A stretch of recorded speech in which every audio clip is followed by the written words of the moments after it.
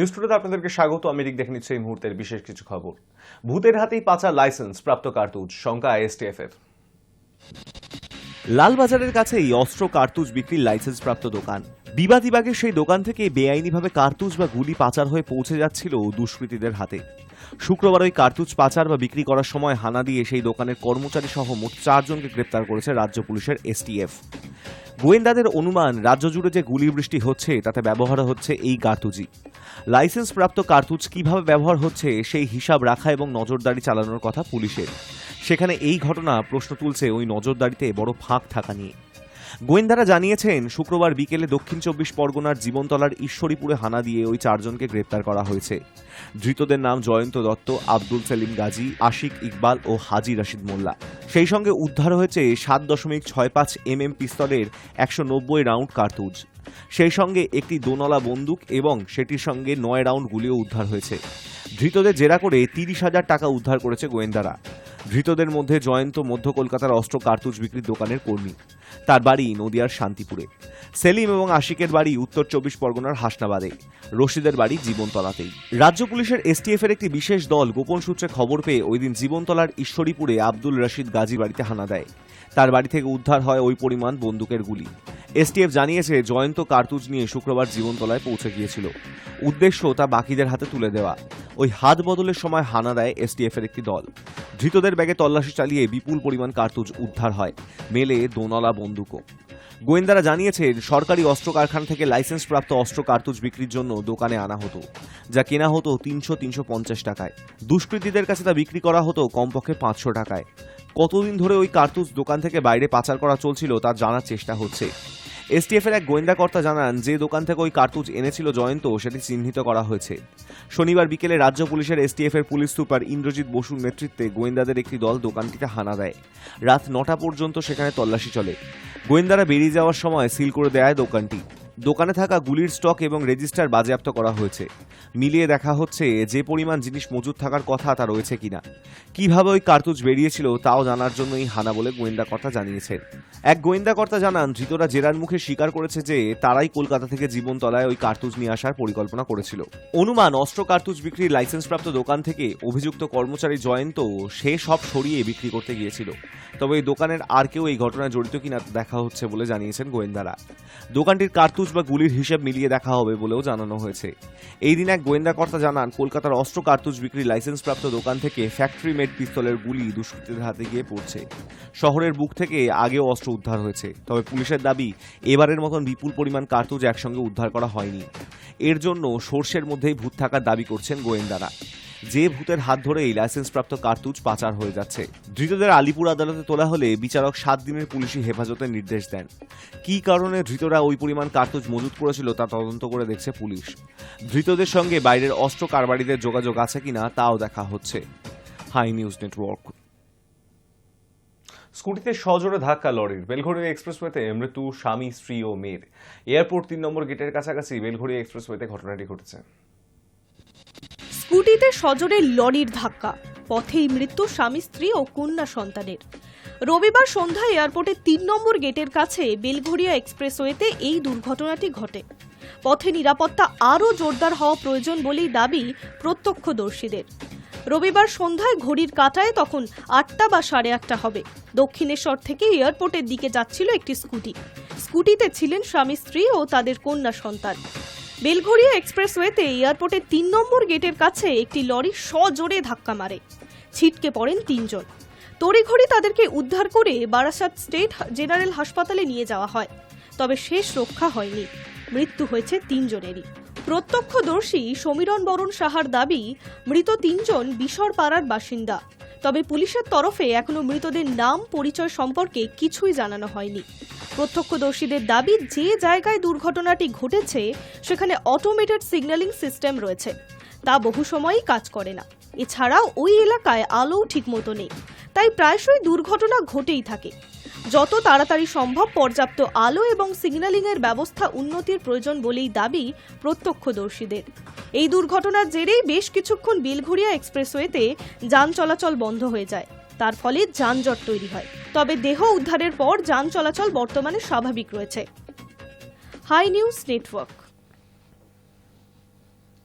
বারবার কেঁপে উঠছে দিল্লি। কেন এত ভূমিকম্প প্রবণ দেশের রাজধানী?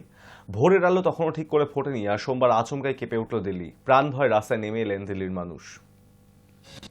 ভোরের আলো তখনও ঠিক ফোটেনি, সোমবার আচমকা কেঁপে উঠল দিল্লি। প্রাণভয় রাস্তায় নেমে এলেন দিল্লির মানুষ।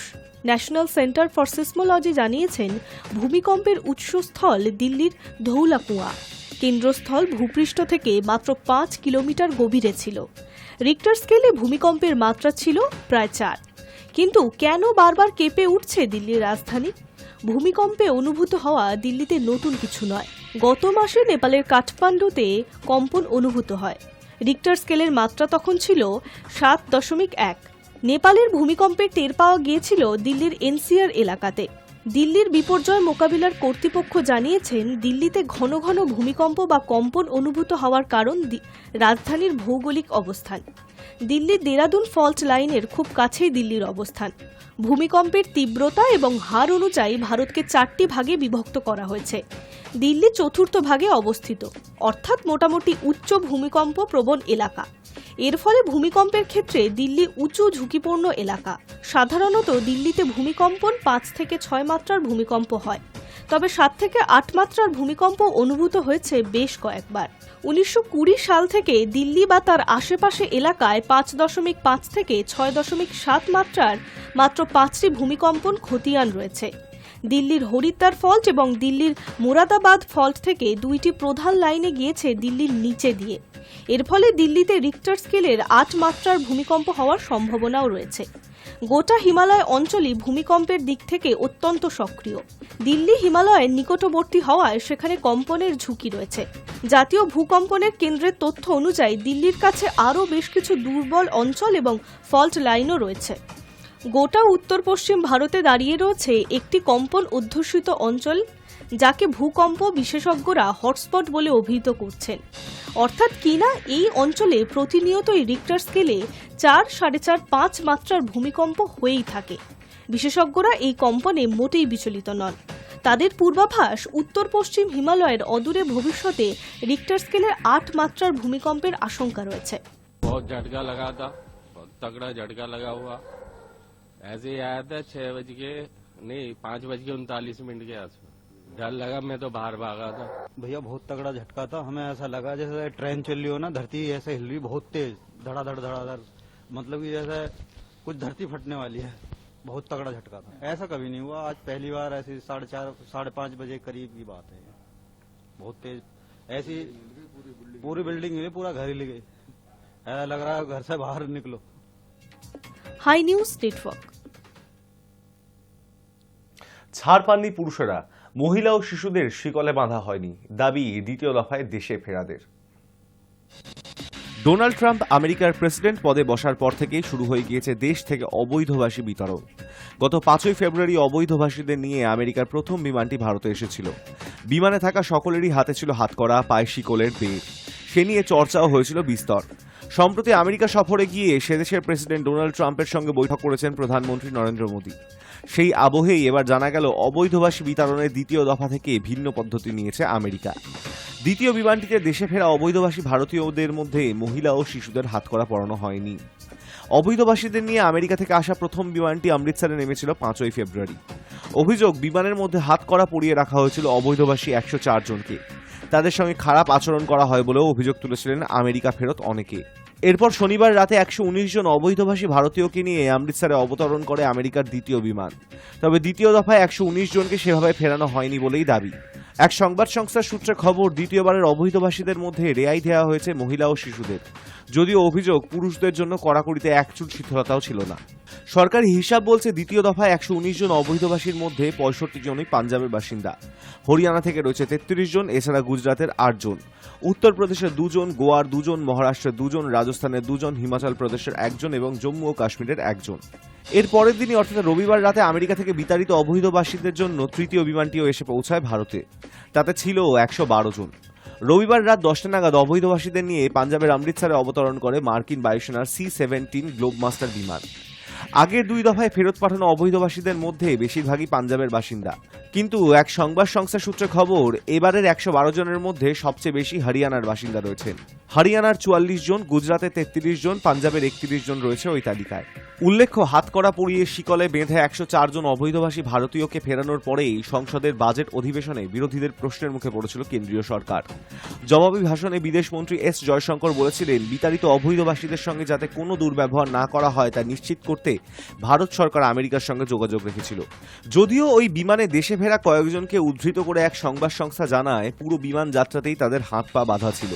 সেই আবহেই এবার প্রকাশ্যে এলো নতুন তথ্য। High news network. News today এখন এই পর্যন্তই। দেখতে থাকুন হাই নিউজ, নির্ভীক, নিরপেক্ষ।